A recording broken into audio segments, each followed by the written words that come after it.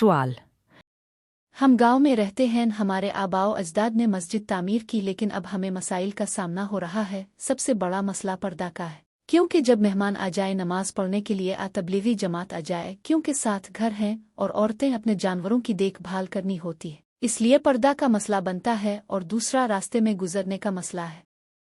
ہم چاہتے ہیں کہ گاؤں کی ایک طرف ہمیں زمین کی آفر ہوئی ہے، ہم یہ مسجد شہید کر کے دوسری جگہ تعمیر کر سکتے ہیں، جو پہلے مسجد ہے اس کا سامان استعمال کر سکتے ہیں۔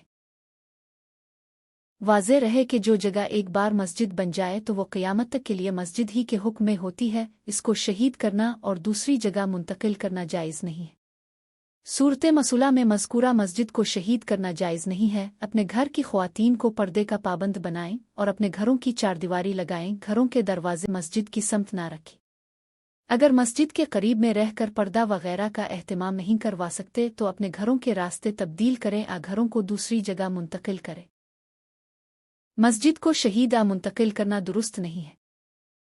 ایسی ہی معلوماتی انفارمیشن کے لیے ہمارے چینل اور اس ویڈیو کو لائک اور سبسکرائب کریں۔